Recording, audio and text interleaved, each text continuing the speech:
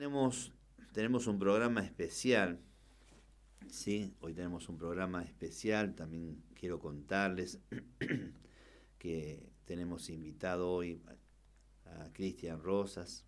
Él va a estar con nosotros dentro de un instante, dentro de unos momentos. Cristian Rosa es licenciado en Política y Derecho Internacional, también creador del movimiento Con mis hijos no te metas. Y bueno, los temas que vamos a tratar con él también es el tema de la ideología de género y la familia, el feminismo, los movimientos Con mis hijos justamente no te metas. Vamos a estar hablando un poquito de todo esto. Esta forma de, o sea, las personas, como dicen tener derecho, tienen su derecho. O sea, cualquier persona que quiera vivir como quiera vivir, ¿tiene el derecho a hacerlo? Sí. El gran tema, lo que nosotros, la Iglesia, tiene que estar presente es no permitir que nos adoctrine. Una persona puede vivir una vida de lujuria, sí. Puede vivir una vida de degradación, sí. Es una decisión personal. Pero el tema es que lo personal de estas personas no sea un adoctrinamiento para nuestras familias, que se utilice el gobierno, se utilicen leyes para adoctrinar una sociedad. Eso no lo podemos ni lo debemos permitir. Ahora, también la Iglesia en este punto tiene que tener un crecimiento mayor, porque tenemos que abarcar por otras zonas, tratar por otros medios también, para ver cómo ser parte de lo que Dios dijo que tiene que ser, y no este adoctrinamiento sobre los matrimonios, sobre las personalidades, sobre los niños y demás. Esa es la Iglesia, que tiene que ocupar un lugar y también manifestar la voz a favor o en contra de las cosas. Yo creo que tenemos que estar, así como en la antigüedad Dios usaba, antes que no decía formado la Iglesia, los profetas, que eran inspirados por Dios y hablaban a los reyes y demás, a lo que Dios no aprobaba, ¿no? Se levantaban y lo podían decir. Hoy la Iglesia de Cristo tiene que tomar esa posición, es mi opinión, de decirle a las autoridades o quien sea lo que nosotros queremos como sociedad, y no lo que es una imposición, no modas y formas que realmente no ayudan. No es para hacer bien. Lo que vemos, los resultados, que son resultados por ahora, no son buenos. Pero para eso también tenemos que tener una mente abierta y quizás, como siempre les digo, que bueno sería que nuestro presidente sea cristiano o haya senadores, diputados cristianos. Entonces las cosas se podrían manejar ahí, porque aquí nosotros oramos y conocemos y creemos en el poder de la oración, pero ahí sí está lleno de gente que está alejada de Dios, pueden tomar cualquier opinión. Entonces es necesario que la Iglesia esté en todo lugar. Así que Dios bendiga a los hermanos que estudian, que se capacitan, que están tomando lugares y demás. Dios los bendiga a todos ustedes y ocuparse en estos temas fundamentales. La Iglesia, yo creo que la Iglesia de hoy tenemos que estar en todo lugar, no solamente en las congregaciones, y menos encerrado dentro de la congregación, sino salir afuera, exponernos, que se pueda ver hombres y mujeres de valor en las empresas, en el gobierno, en todo lugar, que haya hombres y mujeres con valores, ¿sí? Entonces estén ahí dando un testimonio y ayudando, por supuesto, como hace la Iglesia. Todos nosotros ayudamos a la sociedad, ayudamos de una y otra manera para que todos puedan seguir adelante en el nombre de Jesús. Bendito sea el Señor. Ahí estamos, ahí siguen sumándose los hermanos, así que gracias por sus saludos, gracias porque están ahí. Bueno, aquí de Argentina, buenos días. Acá estamos, mi nombre es el pastor Jorge Esteves, aquí en Argentina, así que es un placer hacer la conexión con usted. Ya lo estuve presentando, pero voy a presentar. Tenemos a nuestro Invitado de hoy, Cristian Rosa, licenciado en Política y en Derecho Internacional, creador del colectivo Con mis hijos no te metas. ¿Es así?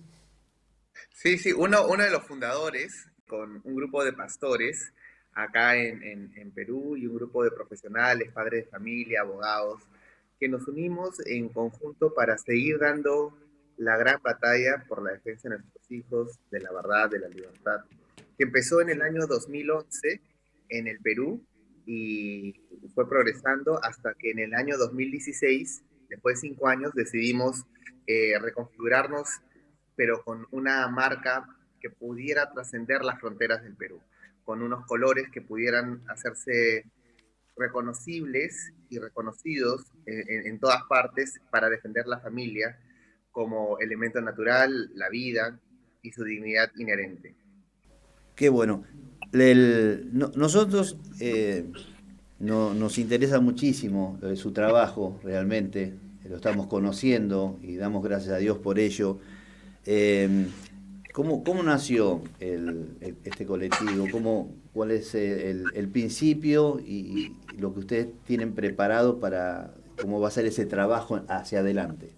Sí, bueno, una vez más, gracias, Pastor. Le comparto un poco cómo sucedió. La dignidad inherente de todo ser humano es lo que nos da el derecho a la vida. Y esto apela a una ley moral categórica, que no es circunstancial, ni temporal, ni está ubicado en algunas partes de la Tierra, sino que trasciende los espacios y trasciende los tiempos. De la misma forma, la familia se reconoce, el verbo es reconoce el matrimonio y la familia como un elemento natural. Se reconoce que las personas nacen libres, que son derechos de la mujer y hay derechos del hombre y mujer, porque son descripciones del ser humano en sus dos tipos sexuales. Entonces, toda esta legislación que es a nivel internacional se funda o se fundamenta o se basa en la ley natural. La Segunda Guerra Mundial se peleó precisamente para imponer un nuevo sistema que no se base en la ley natural, sino que se base en ideologías, sea la fascista, la nazista, la comunista, pero después de la Segunda Guerra Mundial se estableció la Declaración Universal de Derechos Humanos, que digamos reafirma este pensamiento cristiano categórico, transversal, permanente, universal. Por eso se le llamó Declaración Universal de Derechos Humanos, porque el sinónimo hubiera sido Declaración Católica de Derechos Humanos, para hacer alusión que trata de reafirmar aquellos cimientos que son perennes, que son permanentes. Por ejemplo, la Declaración Universal de Derechos Humanos reconoce que sus derechos y los míos son inalienables, o sea, no proceden del Estado, ni la mayoría, ni la minoría, sino solamente son reconocidos y defendidos. Reconocen que el alcance de nuestros derechos humanos son universales. O sea, es en todos los países de la Tierra. No se pierde el derecho humano. Reconoce que la persona nace libre, en el artículo 1, y es dotado de conciencia. El verbo dotar implica receptor y emisor. El receptor es el ser humano, ¿no? Y el emisor, obviamente, el creador. Entonces, todo este sistema hoy en día está siendo desafiado y quiere abrogarse para implantar un nuevo desorden mundial, ¿no? Que lo conocen como el nuevo orden mundial. Pero este anhelo no es reciente, eso es desde el Génesis. Siempre la historia del hombre ha sido esta. Ya ha pasado cada 100 años, cada 80 años, cada 120 años en promedio, la maldad en la humanidad se expande a tal forma que se pretende serruchar los cimientos, destruirlos, para implantar y erigir una nueva legislación basada en el hombre, por el hombre y para el hombre, ¿no? Entonces, cuando uno defiende la vida, en el caso de Argentina, que se hizo famoso, le salvemos las dos vidas, o cuando uno defiende la familia, como con mis hijos no te metas, uno realmente está que utiliza, digamos, movimientos paraeclesiásticos que se expresan socialmente, y digo paraeclesiásticos porque son movimientos que defienden la verdad, y la institución creada en la tierra para ser estandarte y evaluarte la verdad es la iglesia cristiana. Lo único que, mientras algunos están pensando si deben o no, no puede ser detenido los portadores de la verdad, y se organizan paraeclesialmente a través de movimientos sociales para seguir defendiendo estas verdades. Pero ahí no queda la defensa de las verdades en cuanto a la dignidad humana y la familia. También está en la libertad de la persona humana, que nacemos libres. También está en la conciencia. También está en su libertad religiosa. También está en su libertad de asociación. Estos elementos ahora están siendo desafiados, ¿no? En algunos países con mayor intensidad que otros. Pero al final son diferentes pruebas para una misma batalla. La batalla que busca que nuestros derechos dejen de ser simplemente reconocidos y empiecen a ser concedidos. Y nuestros derechos no son concesiones ni de la sociedad ni del Estado. Son inalienables, son naturales. Entonces, el colectivo Con Mis Hijos No Te Metas tiene como función reafirmar aquellos cimientos que son perpetuos. La dignidad humana, la libertad, la familia, la conciencia.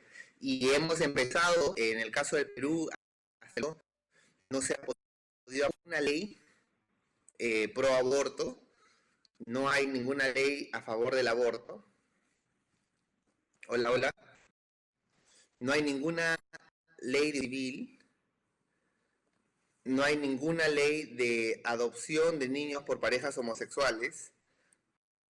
El caso del Perú es un caso especial porque se ha intentado, pero no se ha podido. Bueno, entonces nosotros esperamos en los próximos años continuar con esta defensa y sobre todo esta docencia para que recordemos que lo que está en juego no son leyes que se derogan o se debaten en los congresos nacionales de Perú, Argentina o Estados Unidos. No, no, no. No está en juego una ley o dos, no. Está en juego el sistema, la civilización occidental, lo que antes se llamaba la civilización cristiana. Está en juego la preeminencia de la ley moral, la ley natural, que es la ley de Dios, o su descarte y el entronamiento del hombre, del gran hombre, el gran hombre sublevado a la verdad, a la realidad, a la moral, del cual emanaría ahora el bien y el mal, la justicia y la injusticia, la verdad y la mentira, la identidad hasta el ser humano. Entonces, en este sistema, un sistema anticristo, porque es un falso salvador, ¿no? No es compatible la iglesia cristiana, porque la iglesia cristiana es portador de la verdad. No puede existir en una sociedad posverdad, porque una sociedad posverdad solo es posible cuando la iglesia no esté en la tierra. Pero mientras la iglesia esté presente, es nuestro deber proclamar la verdad a tiempo y afuera de tiempo. Nos escuchen o no nos escuchen, en libertad o en persecución. Y eso es lo que nosotros tenemos que animarnos y estimularnos mutuamente a lo largo y ancho de esta tierra para recordar que la procedencia de nuestros derechos, al ser inalienables, apuntan a una legislación supraterrenal, eterna, perpetua. Y es eso lo que tenemos que defender. Por eso es que se plantea su derogación, para imponer un nuevo orden mundial que no es más que un antiguo desorden global, donde la justicia se reemplaza por la injusticia, la verdad por la mentira, donde ya no se puede reconocer ni siquiera que es un hombre y que es una mujer, que es una verdad y que es una mentira, donde blanco es negro, negro es blanco, donde las edades son subjetivas, donde la pedofilia es una atracción sexual, donde el cuerdo o aquel que se mantiene fiel a la verdad es echado en la cárcel, ¿no? Y esto ha ocurrido antes, no es la primera vez. Por ejemplo, nosotros como cristianos podemos revisar en la Biblia, hay un pasaje en Isaías 59, y en Isaías 59, 14 y 15 hay una descripción perfecta de lo que menciono, dice así, a ver, y el derecho se retiró y la justicia se puso lejos, porque la verdad tropezó en la plaza. Y la equidad no pudo venir, y la verdad fue detenida. Y el que se apartó del mal fue puesto en prisión. Y lo vio Jehová y desagradó a sus ojos porque pereció el derecho. En otras palabras, si la verdad, que es los cristianos, los portadores de la verdad hoy en día, tropezamos en la plaza, que es un hebreísmo para decir nos ausentamos de la esfera pública, entonces la consecuencia inmediata es que la justicia se vaya, el derecho no llegue, la equidad tampoco, y el que se mantenga haciendo lo bueno termina en la cárcel. Y eso desagrada a Dios, porque perece el derecho. Por eso la Biblia recuerda que los juicios del Señor son justos y son verdaderos a la vez. No están disociados, porque no hay justicia sin verdad.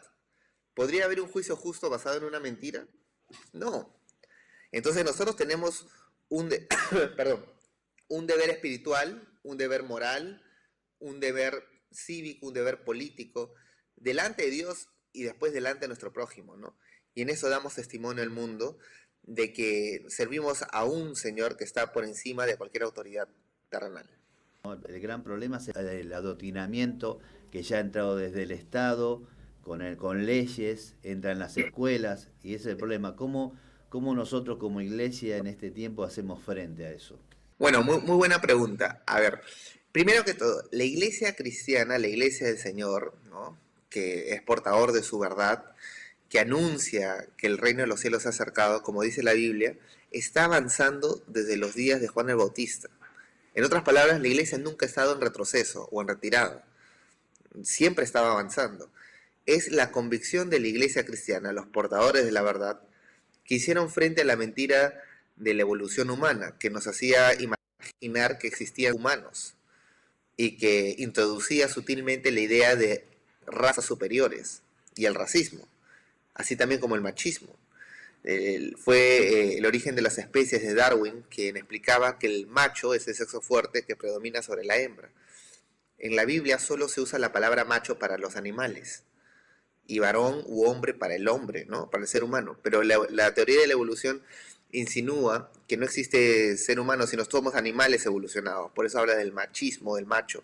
Y esto impactó tanto a la cultura, a la educación, al sistema, que habían zoológicos humanos en Europa. Ahora en Bélgica, donde había zoológicos humanos, han puesto el Parlamento Europeo para tapar su historia. Pero por toda Europa habían zoológicos humanos donde los niños iban y daban un plátano, una manzana a un indígena de las Amazonas o a un pigmeo de África, que lo ponían al costado de un chimpancé porque imaginaban que aún no había evolucionado. Esa mentira, ¿quién lo derribó? La iglesia, porque la iglesia dijo, toda persona humana refleja la imagen y semejanza de Dios, todos somos dignos. En el caso del Perú hubo un cristiano, San Bartolomé de las Casas, que peleó con Ginés Sepúlveda en Salamanca, España, para reafirmar que los indígenas peruanos teníamos alma. Porque obviamente somos criaturas, ¿no? Criaturas de Dios. ¿Quién luchó para que se reconozca la dignidad entonces del ser humano? La iglesia. ¿Quién fue el que abolió la trata de esclavos? ¿Acaso no fue un joven político cristiano llamado William Wilberforce, que, impulsado y motivado por el himno que escribió su pastor John Newton llamado Sublime Gracia, luchó por más de 20 años para abolir la trata de esclavos y eventualmente la esclavitud? ¿Acaso no fue Abraham Lincoln, basado en el pasaje de Isaías y Apocalipsis que dice los juicios del Señor son justos y verdaderos, quien pronunció este versículo bíblico para anunciar la declaración de la guerra en Estados Unidos civil para abolir la esclavitud? Y quien dijo, si se tiene que derramar tanta sangre de nuestros soldados para compensar la sangre derramada por el látigo del amo, que así sea, porque los juicios del Señor son justos y verdaderos, no puede sobrevivir Estados Unidos mitad libre, mitad esclava. ¿Acaso no fue Abraham Lincoln quien mandó a componer la canción que entonaron los soldados en la batalla, llamado El himno de la batalla de la República, que hasta el día de hoy todos los eventos oficiales en Estados Unidos lo entonan, el ejército, y también las iglesias cristianas? Ese himno que dice, gloria, gloria, aleluya, su verdad marchando está. Y dice, ha sonado la trompeta que nunca suena para la retirada. ¿Acaso no fueron los cristianos quienes establecieron la educación universal gratuita cuando Martín Lutero, después de traducir la Biblia del latín al alemán vernacular, no se encontró desafiado con el hecho de que no muchos sabían leer y escribir, y habló con el príncipe y dijo que era una necesidad imperiosa que todos en Alemania aprendieran a escribir y a leer para que puedan leer la palabra de Dios y nadie sea engañado. ¿Acaso no fueron los cristianos que a través de la escuela dominical instalaron por primera vez la educación gratuita a todos? Antes los hijos de campesinos solo estudiaban los domingos. ¿Y quién les enseñaba los domingos a sumar, a restar, a leer y escribir? Las iglesias cristianas. Porque la iglesia cristiana ha dado testimonio de la verdad a lo largo de la historia. Nunca hemos estado en retirada, jamás. Lo único que el desafío siempre se ha intensificado periódicamente.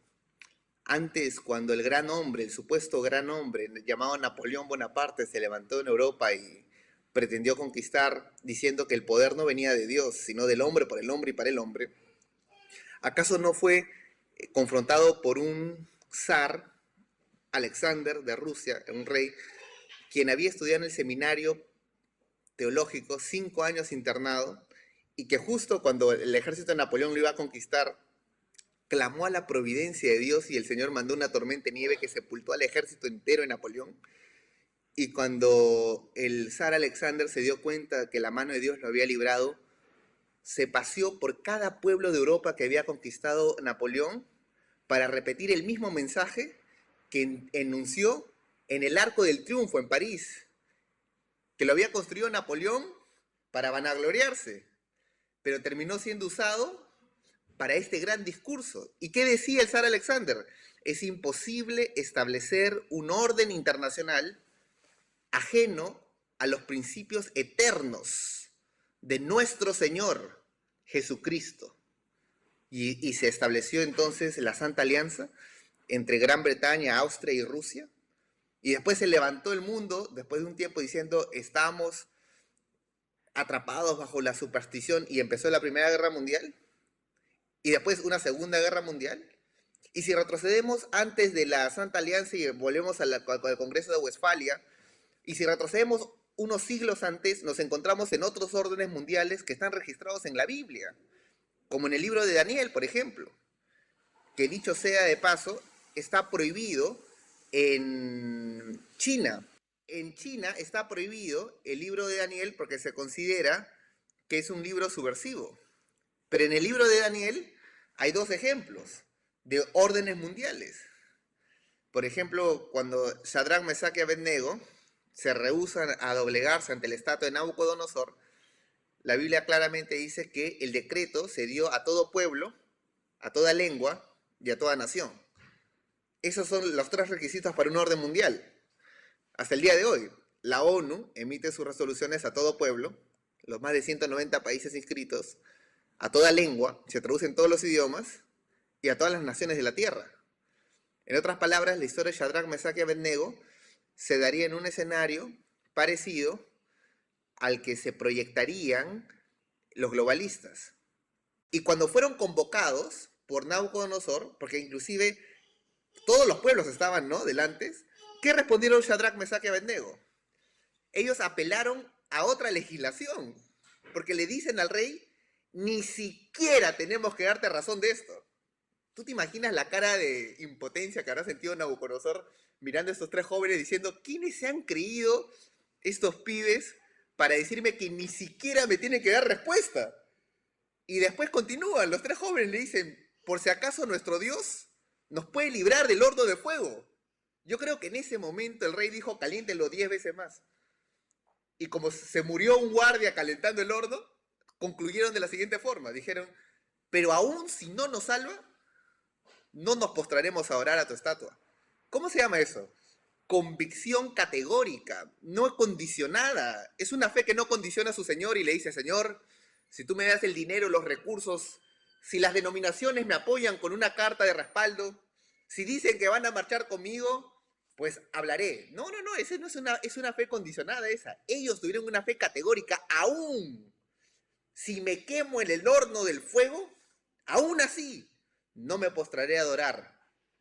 Esa es fidelidad. Y una más increíble todavía, porque ese es el ejemplo Nabucodonosor del típico dictador. Pero la historia de Daniel es otro, porque Darío era un demócrata. De él no nace el decreto sino nace de los 120 sátrapas y 2 de los 3 consejeros imperiales. El único que no fue convocado fue Daniel. Pero todos los demás, de todos los pueblos, de todas las naciones, pidieron que se emitiera un decreto prohibiendo el ejercicio religioso. Y es más, esta ley fue refrendada por la ley de Media y de Persa, para que no pueda ser abrogada. En otras palabras, Darío no era como Nabucodonosor. Darío era un demócrata. Fue unánime la votación de todos los partidos. Pero hubo uno que estuvo ausente en la votación, y era Daniel. ¿Y qué hizo Daniel?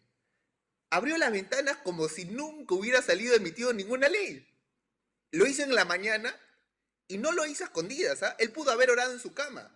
Él pudo haber dicho, el Señor está presente en todos lados. Él me ve en secreto. No, él pudo haber dicho, pero no. Él abrió las ventanas del palacio para que quede testimonio público de que él está sujeto a una ley supraterrenal. Lo hizo en la mañana, mientras discutían qué hacer, lo volvió a hacer en la tarde, y mientras seguían discutiendo qué hacer, lo volvió a hacer en la noche. Lo hizo 3 veces, quebró la ley, ante todo el mundo. Y cuando fue echado al foso de los leones, el Señor estuvo con él. Pero ojo, ¿qué sucedió después de los milagros de los 3 amigos de Nabucodonosor y Daniel? ¿Qué sucedió? No nos olvidemos. Los mismos reyes, al ver la providencia del Señor, dijeron, redáctese otro decreto a todo pueblo, a toda lengua y a toda nación. Que todo el mundo sepa que el verdadero Dios es el Dios de Daniel, es el Dios de Shadrach, Mesach y Abednego. Y es lo mismo para nosotros hoy. Hoy se presenta una prueba a nivel global. Y por ahí hay una resistencia de los peruanos, de ahí salen los argentinos. Pero el Señor se tiene reservado un pueblo en cada rincón de la tierra. Por ahí se levanta un pastor en California y comenzamos a resistir. Comenzamos a dejar de colaborar. Pero tenemos que ser conscientes que estas batallas que se han librado a lo largo de la historia no son batallas que se libran en el poder humano. No. Son batallas que se libran en el poder del Espíritu. Para que se diga, otro espíritu habitaba en ellos. No es nuestro espíritu. Es el Espíritu del Señor que nos impulsa, nos motiva a actuar. Y yo creo que la iglesia cristiana debe de recordar estas promesas.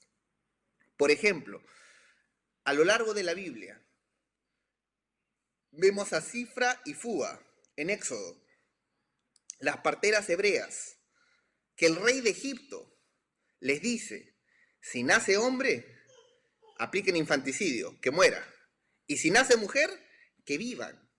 Pero las parteras hebreas, dice Éxodo, que eran temerosas de Dios.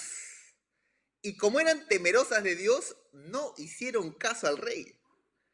Vemos a Abdías, el mayordomo, ¿no?, de Acab, el profeta, cuando Jezabel comienza a matar a los profetas del Señor, una persecución religiosa, el mayordomo se convierte en un cómplice de los fugitivos y comienza a esconder a 50 profetas y 50 en otra cueva, a 100. Y no solamente los esconde, sino que los sustenta con comida. O sea, había financiado, digamos, a la resistencia. Y dice la Biblia, porque era temeroso de Dios en gran manera. O sea, uno tiene que ser en gran manera temeroso del Señor para enfrentarse, pues, a este mundo, ¿no? El que no teme, pues, se amolda. Y yo podría seguir continuando con tantos ejemplos que casi en cada Biblia lo puedo recitar, pero el punto queda claro. El cristiano no persigue la ley. El cristiano persigue la justicia. Así lo dice Isaías. Isaías dice, perseguid justicia. Porque la ley lo hace el hombre. Y la ley puede estar mal. Pero la justicia del Señor es perfecta. Por eso Pablo, estando en la cárcel, decía, yo he dejado de ser esclavo del pecado y ahora soy esclavo de la justicia. Porque entendió que la justicia es el fin supremo de la ley. Entonces la ley ya no es ley porque sea ley, sino que la ley es realmente ley porque sirve a la justicia. Y si no sirve a la justicia, ¿qué hizo? Para responder a su comentario de Romanos 13, ¿no? ¿Qué hizo Pablo? ¿Qué hizo Pedro? Se sujetaron a la ley, pero no a la parte que te ordena imperativamente, sino a la parte punitiva, a la que dice, aquel que desobedezca este mandato será privado de su libertad de tantos días a tantos días. Ellos se sujetaron, pero a la parte punitiva de la ley. Hay una confusión cuando la gente piensa que sujetarse es sinónimo de obedecer. No, yo puedo sujetarme a la ley desobedeciendo la ley. ¿Por qué? Porque no le meto bomba al gobierno, no trato de tener el poder por la fuerza, no. Yo desobedezco, pero me sujeto al castigo que la ley menciona. Como lo hizo Pablo, como lo hizo Pedro, como lo hizo Juan. Ahora, si el Señor en su benevolencia me envía un ángel como le envió a Pedro y Juan en la cárcel, ¿no? Un ángel subversivo, ¿no? Porque el ángel no solo los liberó y le dijo, chicos, escóndanse, han hecho buen trabajo, el Señor les dará palabra. No, el ángel los libera y le dice, ¿saben qué, chicos? Vuelvan al templo y sigan anunciando ahí todas las verdades del Señor. Oye, ¿cuánto se iba a demorar hasta que cuentes todas sus verdades? Toda la palabra del Señor, toda palabra de vida, dice. Hasta que cuentes toda palabra de vida. O sea, la misión era, no te rindas, ¿no? Y cuando ellos fueron al templo, salieron de la cárcel, ¿no? El ángel del Señor los sacó y fueron al templo. El Congreso, que era la Asamblea Legislativa, fusionado con el Poder Judicial, que se llamaba el Sanedrín, se incendió de ira y dijo, esto no puede ser. Ya los hemos amenazado de cárcel, los hemos metido a la cárcel y encima escapan de la cárcel y vuelven al templo para seguir desafiando la ley. Pena de muerte, tiene que ser, señores, pena de muerte. Y efectivamente, discutieron la pena de muerte de Pedro y Juan. Y en plena discusión acalorada, se levantó un representante de la bancada de los fariseos, un hombre reputado, llamado Gamaliel. Y Gamaliel intervino y le dijo, tranquilos muchachos, le dijo, como estos han habido antes. ¿No se acuerdan? Le dice, hubo un tal que también tenía gente y vino otro. Tranquilos, le dicen. Pero no vaya a ser que de verdad esos estén con el Señor, dice. Porque si están con el Señor, nadie los va a parar. Entonces el Congreso ya no los pudo asesinar porque quería dar pena capital. ¿Pero qué dijeron al Congreso? Bueno, ¿saben qué, señores? Si no los vamos a matar, hay que darles azote. Hay que flagelarlos ejemplarmente. Y así fue. Pedro y Juan fueron despojados de sus ropas y fueron flagelados.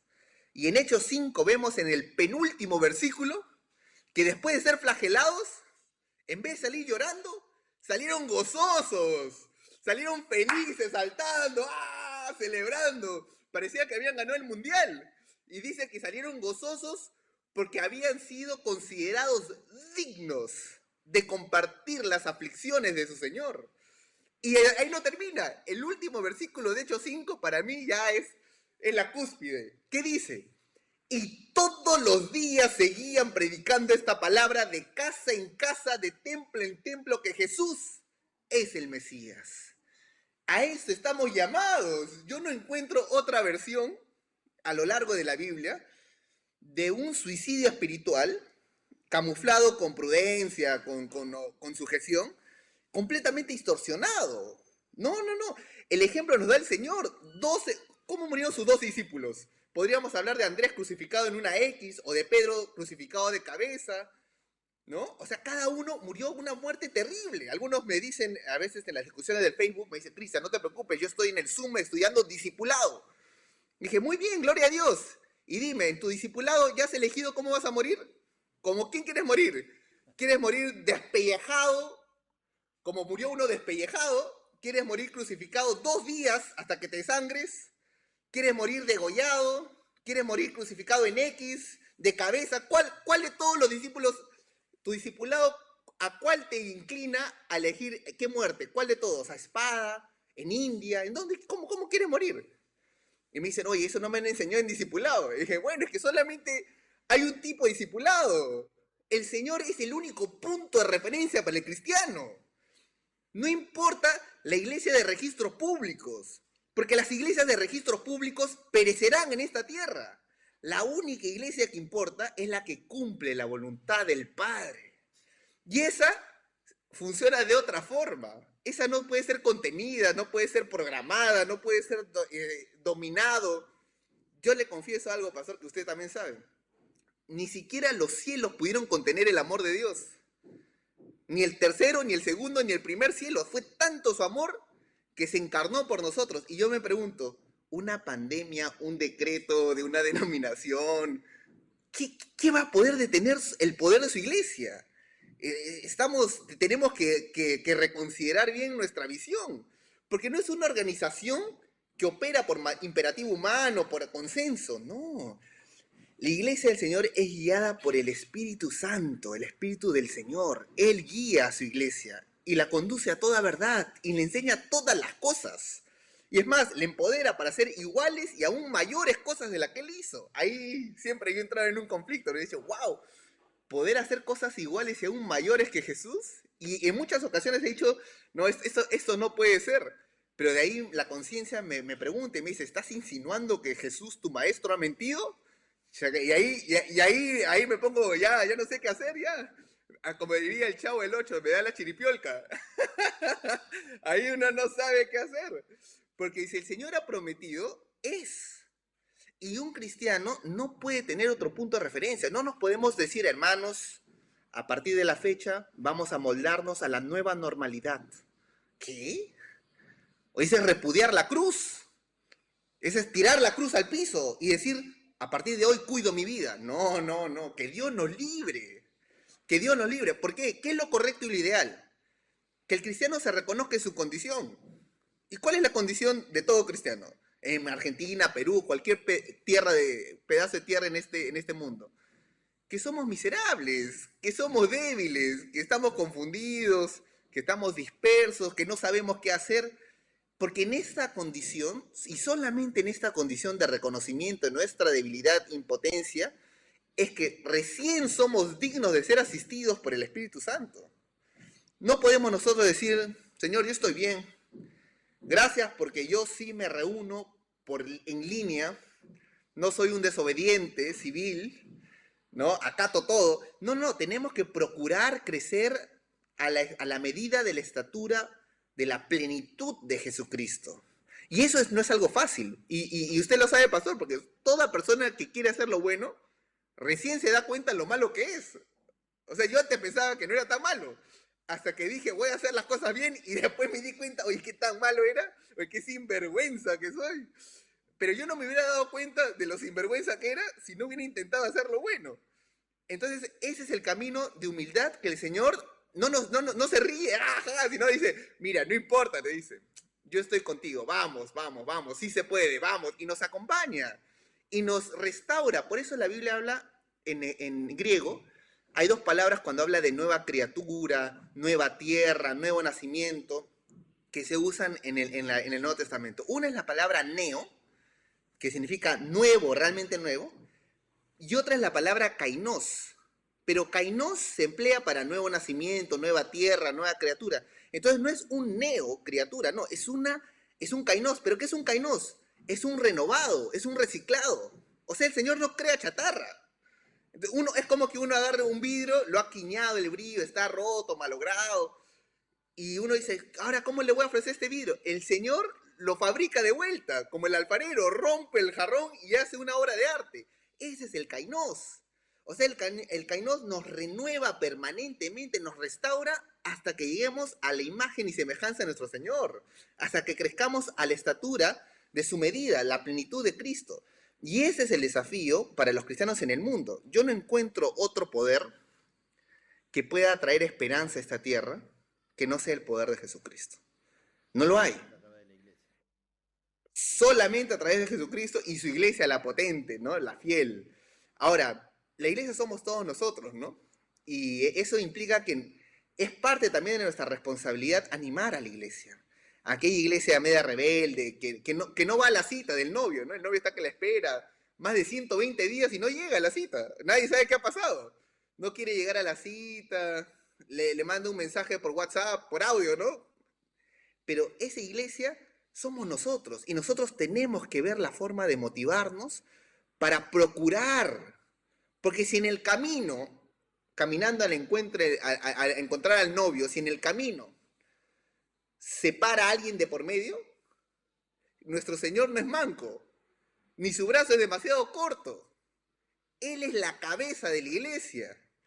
Y el Señor va a intervenir de la misma forma que intervino en defensa de la iglesia clandestina, la iglesia ilegal, que se reunía de casa en casa y al cual Saulo de Tarso las perseguía con decreto del Sanedrín, oficial, legal, formal.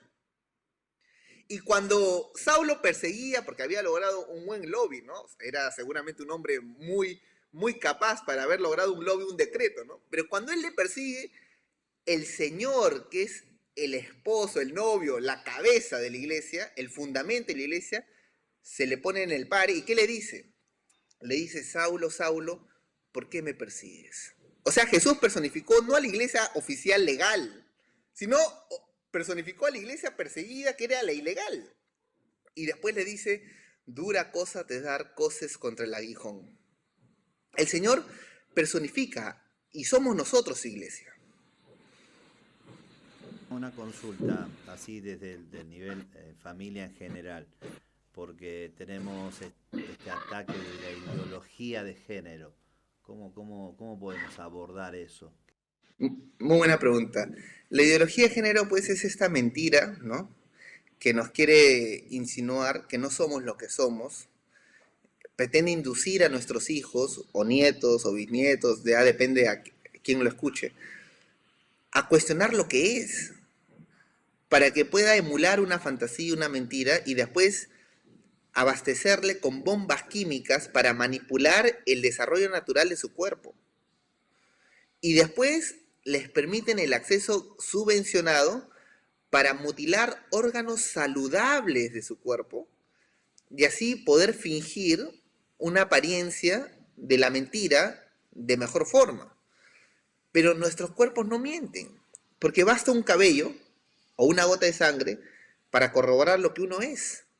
En otras palabras, el ser humano nunca puede cambiar su sexo, porque nuestro sexo está plasmado en cada célula de nuestro cuerpo, en cada pedazo de piel, en cada cabello, en cada glóbulo, en cada célula. Entonces, no podemos nosotros ser simples espectadores, silentes, inertes, indiferentes, mientras la mentira comienza a crecer de forma indisputada. Nosotros somos esa piedra de tropiezo para el príncipe de este mundo. Nosotros somos esa pequeña luz que a la oscuridad la hace retroceder. Nosotros somos la sal de la tierra. Y la luz no se pone debajo y se confina en una casa. No, es la luz del mundo. Somos el faro para el mundo entero. Entonces nosotros tenemos que dar batalla contra esta mentira que inclusive apela a filosofías que son, digamos, completamente trasnochadas e inválidas, como el existencialismo, ¿no? Que habla del nihilismo, que no somos nada, ¿no? Que todo es relativo. Usted sabe que los sofistas griegos creían lo mismo. Ellos creían que no existía verdad absoluta. Creían que no había una verdad trascendente, concreta, sino que cada uno tenía su verdad, que no había verdad, solamente interpretaciones, como también lo dijo Friedrich Nietzsche. Pero hubo un hombre que se levantó y peleó y dijo: no, sí hay verdades concretas. Y es más, lo que existe son falacias. Y ustedes son sofistas, porque mienten. Ese hombre se llamó Sócrates. Y Sócrates murió y prefirió morir antes que rectificarse a la mentira. Y a través de Sócrates, sus alumnos, sus discípulos, Platón y Aristóteles, se desarrolló lo que se conoce el socratismo, que también ahora se le llama filosofía, contra el sofismo de los sofistas. O sea, los sofistas eran personas que hasta el día de hoy existen, que no creen en la verdad. Y los filósofos o los socratistas son quienes creen en las verdades absolutas. Creen que las verdades son corroborables, son permanentes, son universales, son categóricas. Parten de esa premisa. Después de 200 años vino un hombre a la tierra y dijo: yo soy esa verdad. Su nombre fue Jesús. O sea, los filósofos solamente habían asfaltado el camino para poder asimilarlo filosóficamente. Y después pasaron los siglos y hubo un gran hombre cristiano llamado Søren Kierkegaard, un gran filósofo. Él fue el verdadero padre del existencialismo, pero lo hizo para glorificar a Dios, no en el sentido completamente adverso, que su discípulo, que es Jean-Paul Sartre, lo captó. Jean-Paul Sartre, siendo aprendiz de Søren Kierkegaard, el gran cristiano filósofo, usa toda la metodología del existencialismo, pero sin Dios. Y su pareja, que era Simone de Beauvoir, otra nihilista que cree en la nada, es la que crea la ideología de género.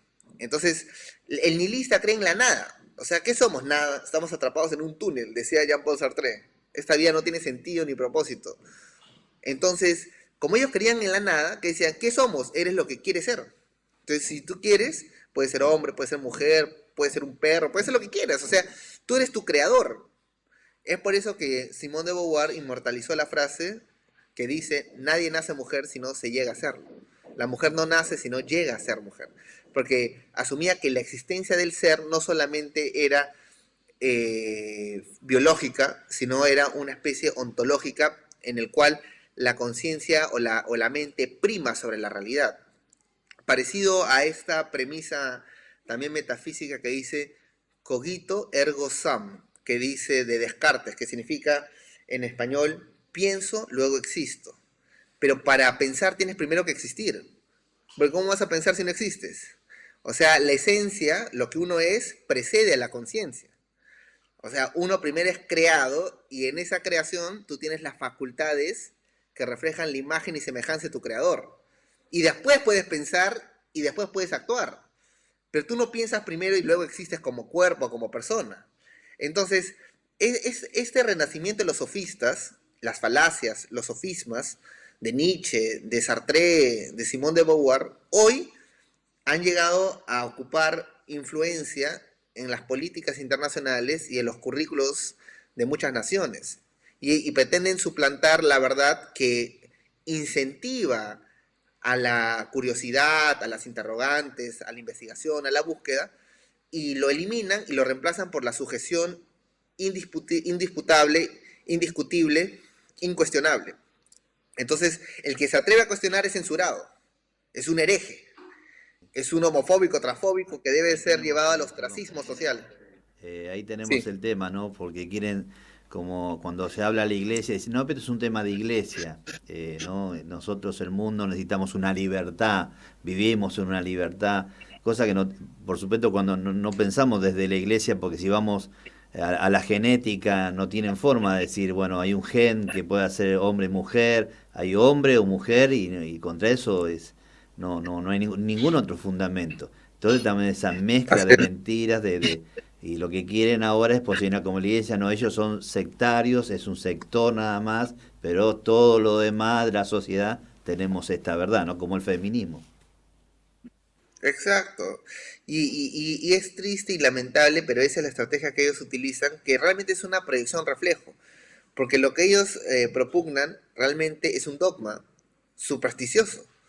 O sea, imaginar que un hombre es una mujer es solamente eso, una imaginación, es una fantasía. No se puede comprobar con el método científico. Yo sí puedo comprobar que ese hombre que se dice mujer es hombre, y lo puedo comprobar solamente con un cabello o con una gota de sangre. Una vez en un debate en la universidad me preguntaron, universitario, ¿no? Señor Rosas, ¿y qué pasa si la persona ya murió y no tiene cabello? Dije, aún los huesos. La antropología forense, ¿los huesos son masculinos o los huesos son femeninos? O sea, no hay forma de evadir la identidad porque quien selló la identidad en el ser humano es alguien superior. En otras palabras, la ley moral aplica a todos. Creas en la ley moral o no creas en la ley moral. Es como que yo diga, yo me proclamo escéptico de la gravedad. No creo en la ley de gravedad. Es más, yo creo que puedo volar. Observen, ¡fah! Me lanzo y me caigo, pues y me voy a romper la cara. Porque no importa si yo creo o no en la ley de la gravedad. Quiero dar dos ejemplos. Michel Foucault, otro gran, digamos, no diría filósofo, porque realmente fue un sofista también, ¿no? Pero que se encubre como filósofo, francés, decía, yo no voy a vivir atado a las supersticiones de la religión cristiana o judeocristiana, moralistas que hablan del sexo monógamo y inadulterado. Yo voy a vivir mi sexualidad plena. Y efectivamente, fue un libertino promiscuo, pero murió muy joven de SIDA. ¿Por qué? Porque por más que él pretendía decir que no pasa nada, sí pasó algo, murió infectado y en esa época los paliativos no habían desarrollado tanto como ahora, murió una muerte muy dolorosa. Entonces, que él haya negado la ley moral no significa que no le llegó a él. él es un ejemplo concreto del fracaso de su teoría. Otro hombre fue Friedrich Nietzsche. Friedrich Nietzsche también decía que eran invenciones para dominar y manipular el libre ejercicio de la sexualidad, las tradiciones judeocristianas. ¿Y cómo murió? Murió loco. ¿Y loco producido por qué? Por el sífilis. O sea, Nietzsche tuvo sífilis y eso lo llevó a la locura y terminó loco. Entonces, el hecho que él no haya creído en la moral categórica o la ley moral, no lo pudo hacer inmune, no lo libró. Y eso es algo que nosotros debemos de comprender. Hablando, por ejemplo, de que algunos dicen, no, eso es de la iglesia. A ver, nosotros en el derecho asumimos premisas metafísicas. Por ejemplo, como al inicio mencionaba, la civilización occidental, antes llamado civilización cristiana, y antes llamado Christendom, que significaba el dominio de Cristo, y antes llamado, ¿no? La ley de Dios, porque al final son diferentes nombres para lo mismo. ¿Qué dice? ¿Qué garantiza? Que toda persona nace libre. Entonces, solo en el occidente, solo en la civilización cristiana, pueden existir herejes. El hereje puede decir, no existe Dios, el sistema está fallido, se puede declarar anarquista y no le pasa nada. No hay pena de muerte, no lo enviamos a la cárcel, porque asumimos que su libertad, aún para decir lo equivocado, no procede del hombre, procede de Dios. En cambio, en los países totalitarios, que no reconocen la ley moral, no existen herejes. Porque el primero que se opone a Mahoma es decapitado. El primero que se opone al régimen totalitario es fusilado en el paredón. Entonces, la única civilización que permite la existencia del antisistema o del hereje o del blasfemo es la civilización cristiana, porque reconoce que la libertad que sostiene y goza no procede de la mayoría, ni de la minoría, ni de la sociedad, ni del Estado, sino que es una facultad natural. Entonces, ellos son libres de creer la mentira que quieran, pero lo que no son libres es de imponernos la mentira. Le doy un ejemplo. Hubo un debate en Perú y me dijeron, señor Rosas, le presentamos al señor Michael Romani, que realmente era un nombre inventado para una mujer llamada Michelle, que había venido disfrazado al programa de hombre y tenía apariencia de hombre, se había manipulado hormonalmente el cuerpo meses atrás de tal forma que aparentaba músculos, hasta tenía barbita, ¿no? Se sienta a mi costado, todo fuerte, ¿no?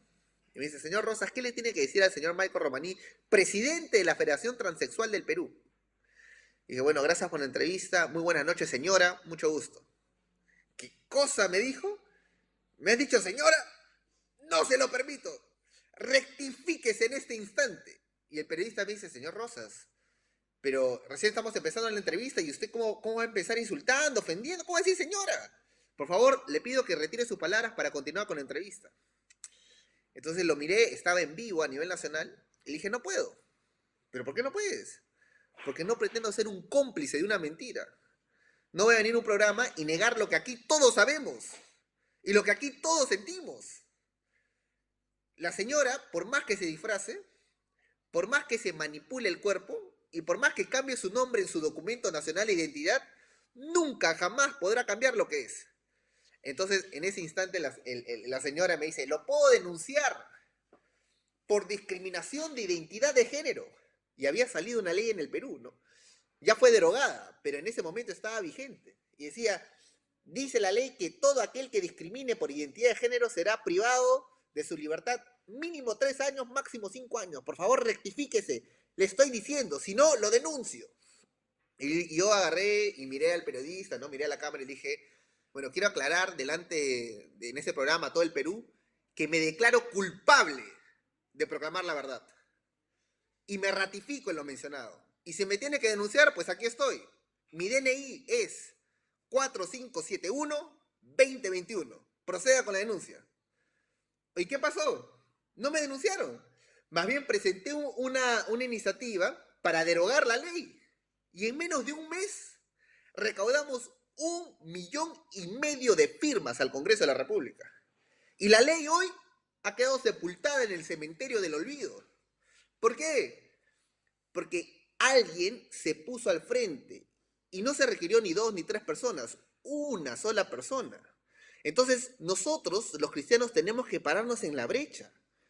Y si nos quieren crucificar, pues que lo hagan, porque eso va a despertar a otros.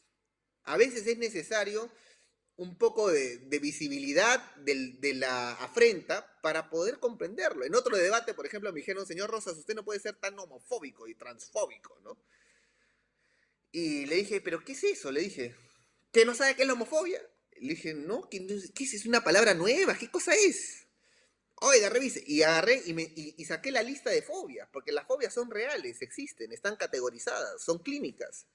Las fobias generan una reacción irracional que dan un ataque de pánico, a veces se cierra la garganta y la gente se desmaya.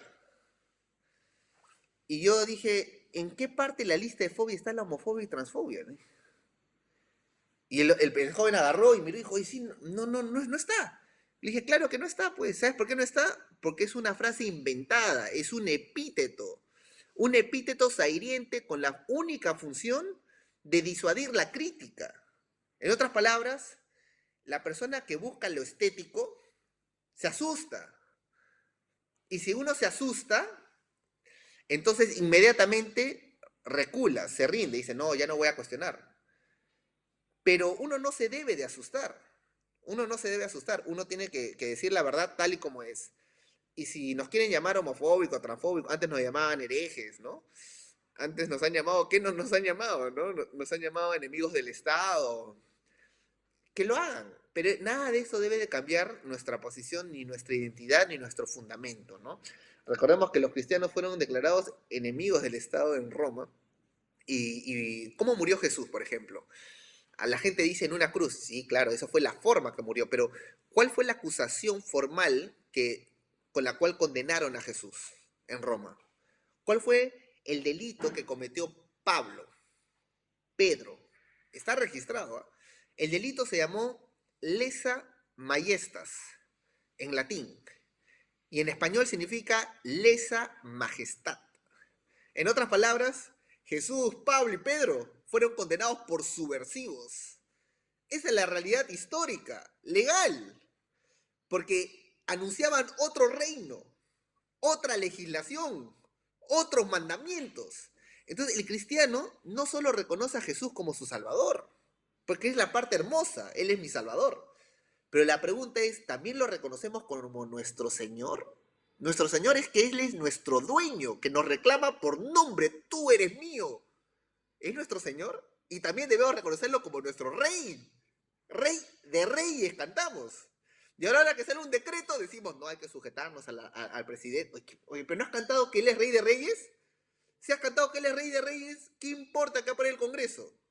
No, es que hay que sujetar. Oye, entonces no cantes pues que es Rey de Reyes.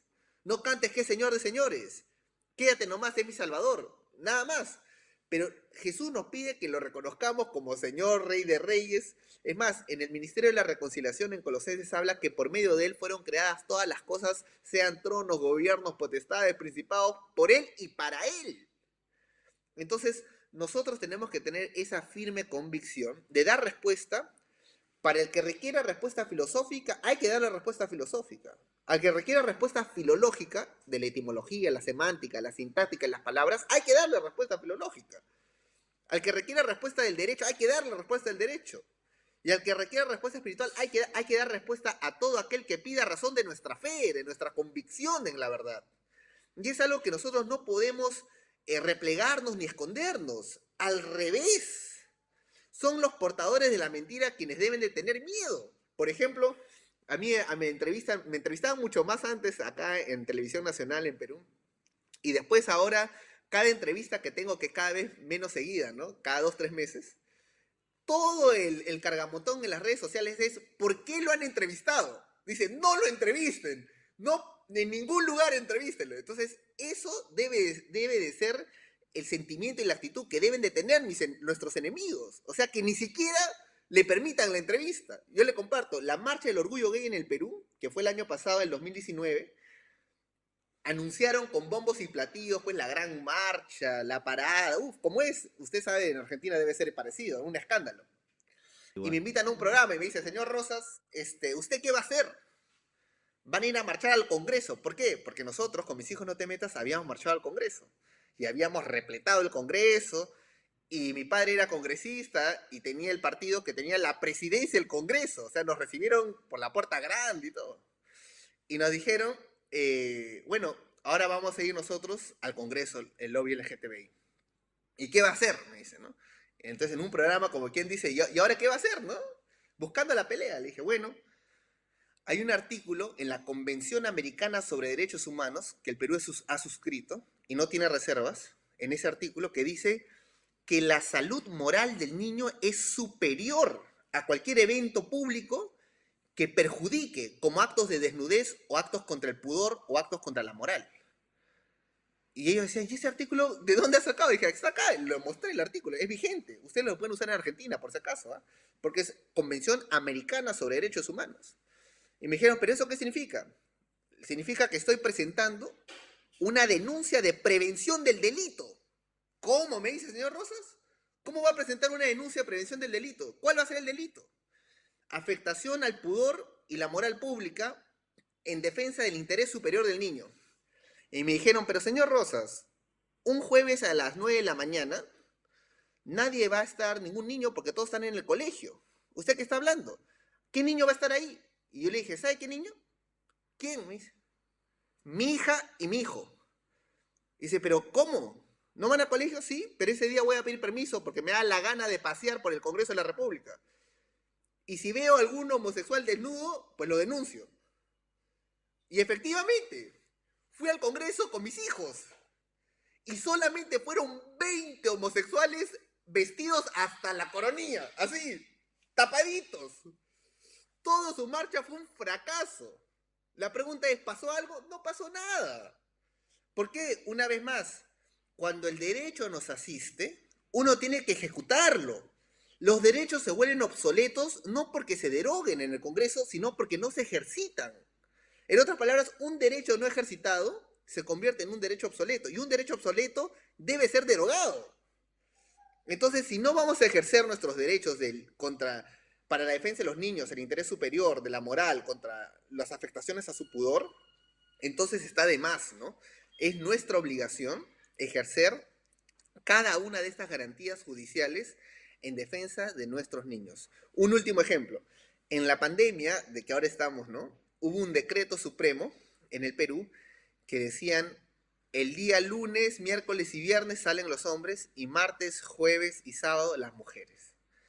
Y el día lunes salía el transexual con su DNI que decía hombre.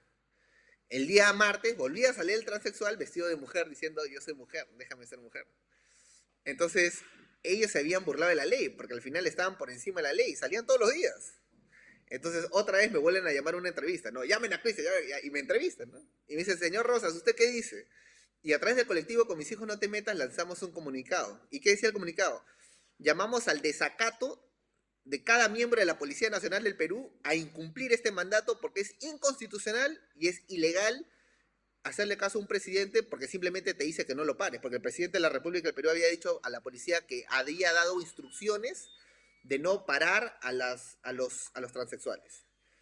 Y me dijeron, señor Rosas, usted se ha convertido loco, ¿cómo va a llamar a la insubordinación? Usted está llamando a la sedición del Estado. Y dije, no, al revés, yo estoy llamando a la protección del Estado, porque quien se ha subvertido contra el Estado es el presidente, él es mi asalariado, yo le pago el salario, no tiene, como funcionario no tiene derechos, solo tiene deberes. El Estado existe con la única función de defender mis derechos, no tiene otra razón de ser. El fin supremo del Estado es la defensa de la persona humana y su dignidad. No tiene otra razón de ser. Entonces, cuando se dio esto, ¿qué pasó? Como se debe imaginar, ¿no? Medio cuerpo pastoral me llama, diciendo, ¿cómo es posible, hermano Cristian? Usted está llamando a la sedición, que por aquí le pido, hermano, que se rectifique en el amor, en el temor. Uf, ya se imaginará la misma cantaleta de todos los tiempos y en todas las naciones. Y yo le dije, pastor, mire, deme 3 días. Y en 3 días me rectifico. Sí, ya. Y se calmaron. Al segundo día, ¿qué pasó? el presidente derogó su decreto supremo, porque no tenía fundamento jurídico. Y sabía que si no lo hacía era plausible de una demanda constitucional y penal y se iba a la cárcel. Entonces, en el caso del Perú, nosotros le marcamos la línea al gobierno. A cada rato le notificamos, lo tenemos más bien. Ellos están con temor hasta de pronunciar la palabra género. Porque así debe de ser. Nosotros tenemos que ejercitar nuestros derechos proclamando la verdad. Nadie nos puede emascular. Hay muchos eunucos espirituales hoy en día. Nada de potencia, nada de poder, escondidos. Y no puede ser así. Nosotros, Dios nos ha dado no un espíritu de timidez, sino de poder, amor y dominio propio. Y si alguien está como en una cueva, pues que recuerde como le llamó el Señor a Gedeón, no escondido, también le dijo, como es varón esforzado y valiente, le dijo. Yo me imagino que Gedeón habrá dicho, ¿me hablas a mí? ¿O a quién le estás hablando? ¿No? Sí, a él le hablaba. Varón esforzado y valiente. Y su primera función, ¿cuál fue? Derribar el ídolo que había levantado su propio padre. Yo creo que así nos toca a cada uno de nosotros, ¿no? Nosotros tenemos que derribar esas mentiras, esos ídolos de barros que se han erigido a lo largo de las décadas. Tenemos que perforar el sarro de la religiosidad, levantarnos de las cenizas de la religión y tenemos que resucitar los huesos muertos y tenemos que llenarlo de la gloria de Dios toda la tierra, de rincón a rincón. Y tenemos que proclamar esta verdad, nos escuchen o no nos escuchen, a tiempo y afuera de tiempo. Porque finalmente quien da convicción del pecado no es uno, es el Espíritu Santo. A nosotros solo nos toca a nosotros proclamar la verdad.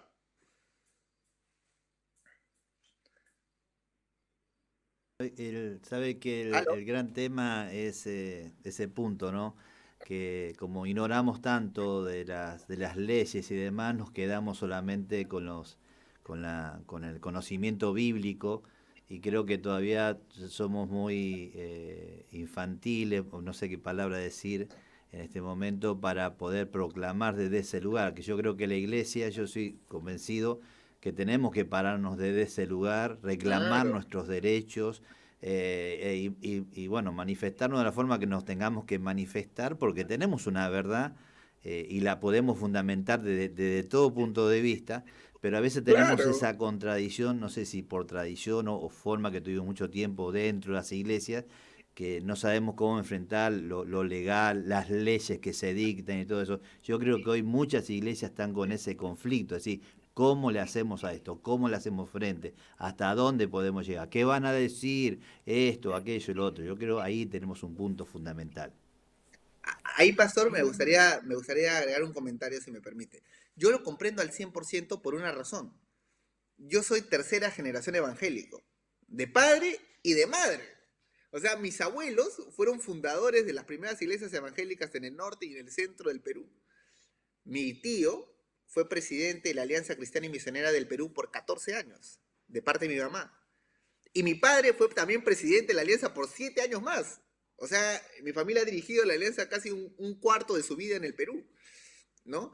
Y comprendo al 100%, por eso cuando yo era más joven aún, dije, mira, porque para mí ellos eran hombres del Señor, son hombres del Señor, ¿no? Completamente entregados, y a mí como joven no me entraba, y decía, ¿sabes qué? Yo voy a estudiar lo más lejos que pueda de la teología, de ser pastor, yo voy a ser politólogo, porque era pues del infierno en esa época, estaba la política.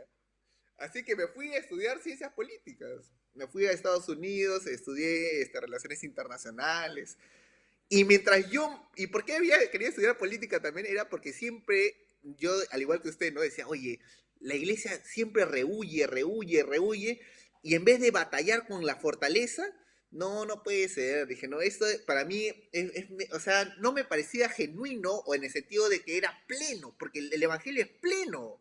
No es para un rincón de la vida, es para todas las áreas de la vida. Pero qué equivocado estaba pensando que me estaba alejando. Más bien me estaba acercando más a la verdad. Y después pude entenderlo todo. Después pude comprender que efectivamente todas las premisas del derecho internacional vigente están fundadas en la Biblia. Por eso es que Carl Schmitt, el gran politólogo alemán, decía, la política no es más que la secularización de la teología. Y es cierto, Cada premisa en el derecho internacional tiene un versículo bíblico. Cada uno. Por ejemplo, cuando dice el artículo 1, nacemos libres, apela cuando Pablo dice, no eres nacido de esclava, ¿no? En ese versículo, y cuando uno estudia quién redactó, efectivamente, se inspira en lo que Pablo dice, que hemos nacido libres, no como nacida esclava, sino libres. Segundo, dice, hemos sido dotados de conciencia. ¿En qué versículo se inspira? En el versículo que Pablo también dice, pues tenemos una ley, ¿no? Una conciencia, una ley escrita en nuestros corazones que nadie tiene excusa. Cuando dice los seres humanos deben comportarse fraternalmente los unos con los otros, ¿en qué versículo se inspira? En el versículo que dice Jesús, nuevos mandamientos doy, que se amen los unos a los otros como yo los he amado. Cuando dice en la constitución de nuestros países, ¿no? Que dice, el fin supremo del Estado es la persona humana, y dice, hay ministros de Estado, que significa servidor de Estado, hay primer ministro y hay el mandatario, ¿no? Entonces, cuando uno lee estas descripciones, ¿en qué se basa? En Mateo 20. Hubo una vez en el cual Jesús escuchó a sus discípulos discutir quién iría a ser el más grande cuando el maestro se vaya. O sea, la típica discusión, ¿quién le va a suceder al maestro? Y dice que estaban discutiendo en la mesa. Y cuando uno revisa este ejemplo intertextualmente con otros evangelios, uno puede ver que la mamá de dos discípulos quiso hacer el lobby, ¿no? Había seguramente preparado el asado, había traído el vino, y le dice, maestro, mira, te pido que mi hijo se siente a tu derecha y el otro a tu izquierda, ¿no? Que sean tu brazo de confianza. Pero ¿qué dijo el Señor? El Señor los escuchó discutir y se sentó en la mesa, jaló la silla, se sentó en la mesa y les dio una lección que cambió no solamente la vida de los discípulos, sino que reformó la comprensión de la política hasta el día de hoy. ¿Qué dijo? Los reyes de este mundo se enseñorean sobre las naciones y son llamados bienhechores. ¿Aló, aló? ¿Me escuchan? ¿Sí? Se escucha, sí. Repito esta última. Sí, repito la última parte. Jesús le dice, los reyes de este mundo se enseñorean sobre las naciones y son llamados bienhechores. Mas no sea así entre vosotros. O sea, hasta ahí nomás quiero hacer una pequeña explicación. La primera parte, Jesús da un diagnóstico político de la realidad. Eso encajaría perfecto en el curso de análisis de contexto político. Jesús menciona cómo es la jerarquía de este mundo, el soberano y el súbdito, ¿no? O sea, es así, el soberano y el súbdito, enseñorean, y son llamados bienhechores, o sea, a la gente le gusta el populismo. Ah, bravo, bien hecho, ¿no? Pero después dice, mas no sea así entre vosotros. O sea, ese tipo de política en el cristiano no puede entrar. Y dice, el que quiera ser grande entre ustedes, otras traducciones dice, quien quiera gobernar entre ustedes, ¿no? Tiene que ser su siervo. Y el que quiera ser primero tiene que ser su primer servidor. De ahí nace la palabra primer ministro. De ahí nace la palabra mandatario, que es el que cumple el mandado del mandante, que es el ciudadano. O sea, Cristo cambió la paradoja del poder. Y hasta el día de hoy, nosotros tenemos ministro de Estado, primer ministro y mandatario. Eso está inspirado en la máxima que Jesucristo mismo dio. Entonces, si nosotros ignoramos esto, vamos a seguir viviendo con mente de esclavo, añorando en Egipto. ¿Por qué? Porque en Egipto había casa, por lo menos, dice, no había comida gratis, había casa. Nos ha sacado acá al desierto, ¿para qué? ¿No? Eso lamentablemente es la actitud que muchos tenemos. O sea, hemos sido libertados, tenemos una estructura vigente a nivel internacional que es sólida, pero hemos permitido que se infiltren personas que, así como hay pues seminarios teológicos, que todo es al revés, ¿no? O sea, se han infiltrado y no hemos hecho nada, porque nos hemos estado tan ocupados ensimismadamente en nosotros mismos, que nos hemos olvidado de seguir anunciando el reino de los cielos en la tierra.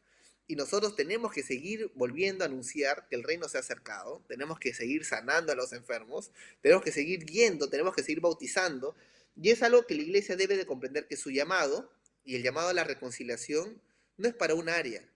Jesús no dijo que la ira del Señor se ha aplacado con el sacrificio de su Hijo para que sea una iglesia buena. No, dice, la ira del Señor se aplacó y ahora quiliar todas las cosas del cielo y todas las cosas de la tierra una vez más con Él. Todas las cosas, imaginémonos, el ministerio de la reconciliación es todo. Tenemos que recordar el arte, la música, la educación, la cultura, el gobierno, todo fue hecho por medio de Él, para Él. Y esa es la visión del cristiano. Entonces nosotros tenemos que romper, digamos, nuestro primer gigante, por llamarlo de alguna forma, es la indiferencia, la apatía, la falta de fe, la cobardía.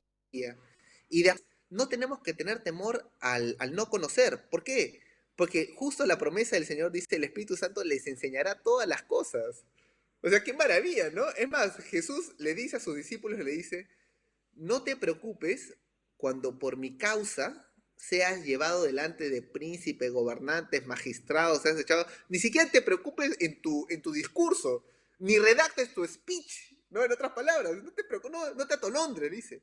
Porque en ese preciso instante, el Espíritu Santo os dirá qué decir. O sea, ya con eso significa que tenemos garantía plena. Ya ni siquiera tenemos que esperar a que venga el hermano abogado. No, ya, olvídate, vamos para adelante nomás.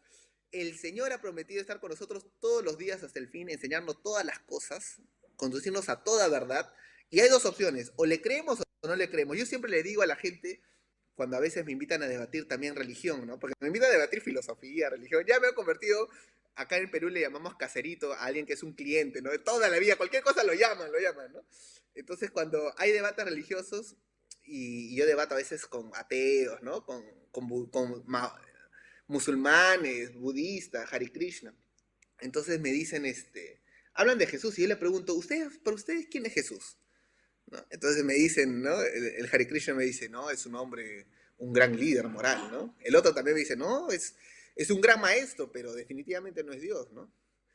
Y yo le digo, una pregunta, le dije, si ustedes realmente creen que es un líder moral, yo me pregunto, si un hombre agarra y se para y dice que es Dios, que es la verdad encarnada, que es el único camino, que es la única vida, que nadie viene al Padre si no es a través de Él, para mí no podría ser un solo buen maestro moral. Hay dos opciones nomás, solo dos opciones.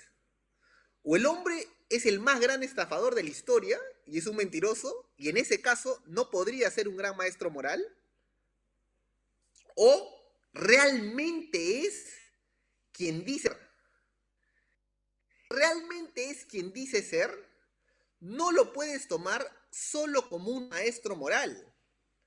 Porque si realmente él es quien dijo ser lo que es, entonces demanda todo de nosotros, la plenitud de nosotros. En otras palabras, Jesús no quiso darnos la opción de asumirlo a medias tintas, ¿no?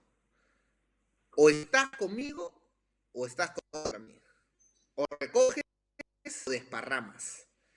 Para el Señor no hay neutro, no hay tibio, ¿no? O estamos o no estamos. Y yo creo que este es el tiempo para que cada uno se pregunte la camiseta de qué equipo estoy portando, ¿no? ¿O estamos portando la camiseta de la cruz? ¿No? Y si portamos la camiseta de la cruz, realmente es como para hacer puntería para las flechas de este mundo, ¿no? Por eso el apóstol Pablo te dice, ¿no? Armados con la armadura del Espíritu, ¿no? El escudo de la fe. ¿Para qué? Para hacer frente a los dardos de fuego del enemigo. O sea, los dardos de fuego queman, hieren, consumen completamente. Pero la fe, el escudo de la fe, te protege. ¿Y la espada? ¿Cuál es la espada? Importante. La única espada que cuando se desenvaina, en vez de matar, resucita. En vez de dañar, sana. O sea, es la única espada que tiene un efecto adverso, al revés. No te mata, te revive, te resucita. No te daña, te sana. Y la espada, que es la palabra, que es la verdad, ¿no? Es lo que no teme ningún desafío. Si nosotros analizamos en comparación a lo que decían los filósofos, es casi lo mismo. O sea, Sófocles decía, la verdad puede más que la razón, ¿no? Entonces, efectivamente, la espada, que es la verdad del Señor, puede más que cualquier estratagema humana.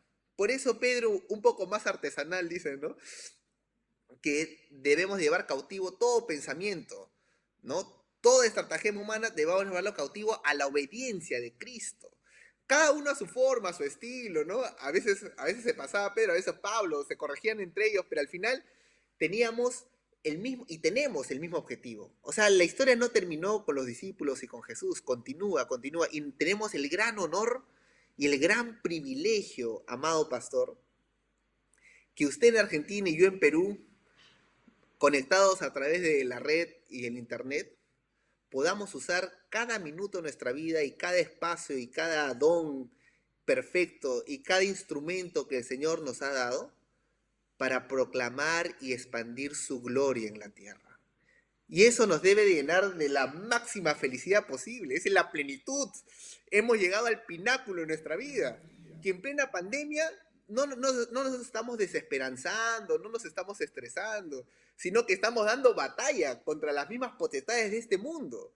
No nos quedamos ahí aplastados, sino que resistimos y nos llamamos mutuamente y nos animamos mutuamente porque son los refuerzos que el Señor permite. Yo siempre le digo a mis amigos, ¿no? Los refuerzos nunca están destinados para los desertores, dispersos. ¿Cuándo ha visto que los refuerzos van a apoyar al... No, los refuerzos vienen para respaldar a quien sigue dando batalla, al quien sigue en el campo de lucha, quien no se rinde. Y ahí, cuando ya parece que va a perder, justo viene otro grupo de refuerzos. Es así, en esta batalla contra el género, es lo mismo. Cuando un padre se involucra, va a arrastrar a su hijo. Y cuando el hijo se involucra, va a arrastrar a sus amigos. Yo le comparto, para terminar esta parte. Mi padre, que ha sido congresista en el Perú 2 periodos, antes de ser congresista, pastor evangélico. Y como pastor evangélico, el entrenamiento es principalmente teológico. Y llega al Congreso. Entonces comienza a hablar de la defensa de la vida, la familia, en términos casi pastorales, no llamarlo bíblico, ¿no? Entonces me dice, hijo, quiero que tú me apoyes haciendo el discurso. Entonces yo, en lo personal, como politólogo, gracias a Dios, vivo asesorando a las mineras de oro. Entonces yo no tengo nada que ver, digamos, con eso. Este es mi hobby, no vivo de esto, ¿no? A mí me encanta el tema pro vida, pro familia, la iglesia, porque gratitud al Señor, pero no es mi tema. Pero yo no quería meterme mucho porque tenía mis propios planes, como todo joven, ¿no? Profesional, seguir creciendo en mi carrera. Pero fue la fidelidad de mi padre en esta batalla, fue digamos, su perseverancia que eventualmente me quebró. Y yo como joven dije, oye, no puede ser que mi padre realmente esté dándolo todo. Y ahí fue cuando yo mismo me pregunté, ¿y tú qué estás haciendo? Porque esta batalla no es solamente para respaldar desde afuera. Esta batalla te demanda todo de lo que eres. Todo lo que eres. Todos tus recursos, todo tu tiempo, toda tu concentración.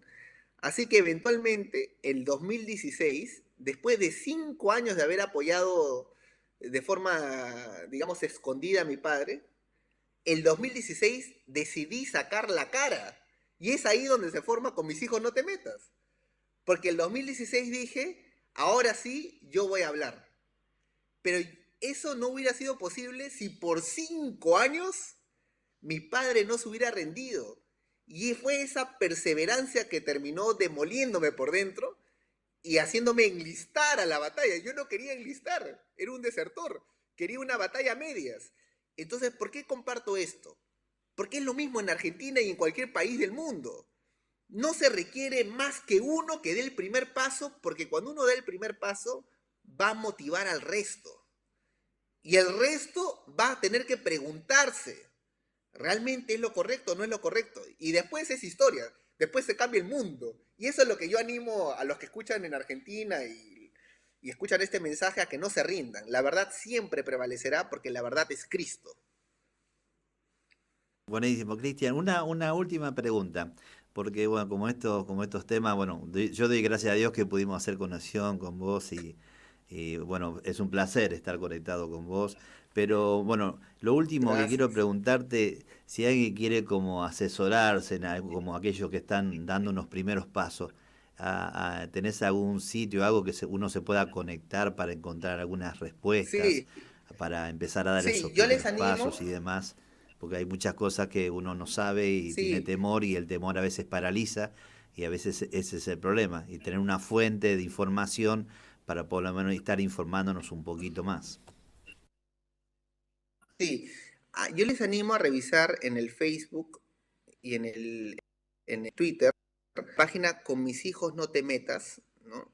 Hay una página que tiene más de 200.000 me gusta, porque ahí hay mucho contenido que se ha hecho y creado por los últimos 3 años. Entonces yo les animo a que puedan revisar no solamente las últimas publicaciones, sino las primeras publicaciones, porque hay mucho contenido, muchísimo, en el área legal, en el área filosófica, en el área política. En otras palabras, para esto. Así que visiten la página, ahí van a encontrar material y encantado de poder también responder a este tipo de entrevistas. Para mí, Pastor, es un privilegio estar en su programa y lo digo con mucha gratitud a Dios, porque creo que esta verdad debe de anunciarse en todos los medios posibles y en todos los rincones de la tierra hasta el fin de la historia. Es nuestra función y nuestro deber. Yo más bien quedo en deuda por la oportunidad que usted permite de poder compartir aquello que el Señor me ha dado y animarnos nuevamente a seguir en esta batalla. Igualmente, Cristian, no va a ser la última vez. También te comento, estamos en conexión con el Día Feliz en Miami. Te están escuchando desde Miami, de Estados Unidos también. Estamos conectados, así que Qué para bueno. nosotros, para mí personalmente, para todo Avivamiento aquí, es un placer haber estado con vos. Realmente pudimos instruirnos muchísimo. Gracias a Dios por tus capacidades y demás. Ha sido una gran bendición, así que nosotros de aquí de Argentina, también desde Miami te bendecimos en el nombre de Jesús y creo que no va a ser la última vez que nos vamos a estar conectando, ¿sí? Amén. Gracias, y que Dios te bendiga. Amén. Perfecto. Que Dios le bendiga, pastor. Chao, chao.